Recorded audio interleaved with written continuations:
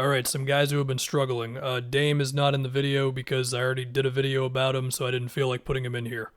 Alright, the first one is Michael Porter Jr., who is averaging 10 points on like 35% shooting, and he's shooting below 30% from 3.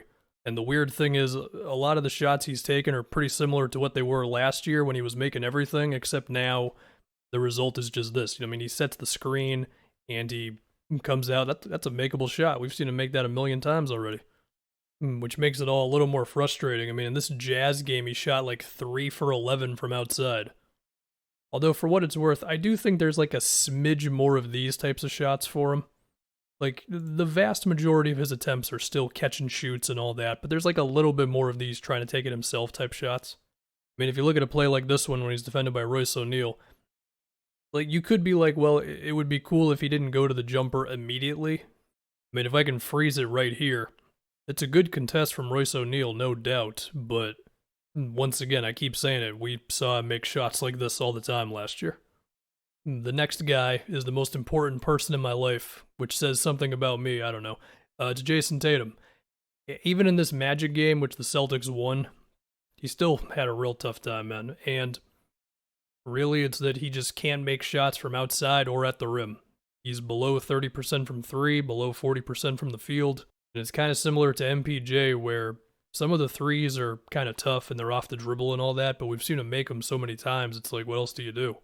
As far as why he's struggling so much to finish at the rim, I don't know, man. I do think he's having a tough time dealing with contact right now.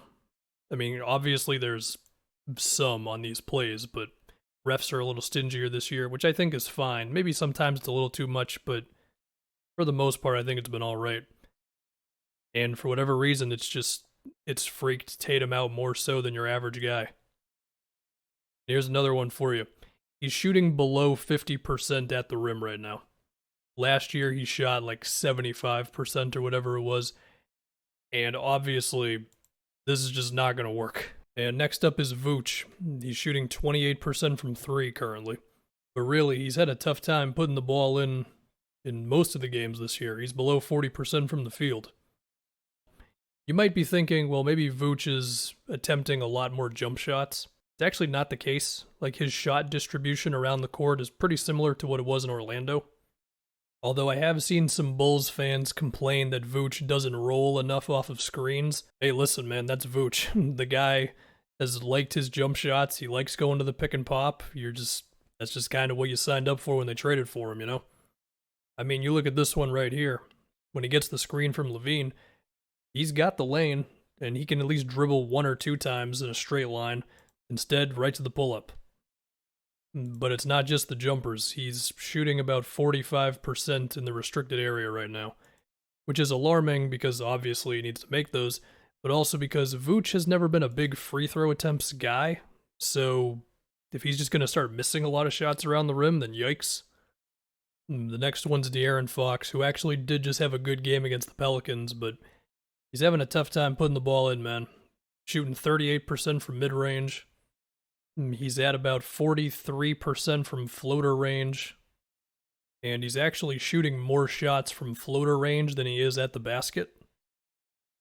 And unlike Tatum and MPJ, DeAaron Fox has not proven himself with these types of shots in his career.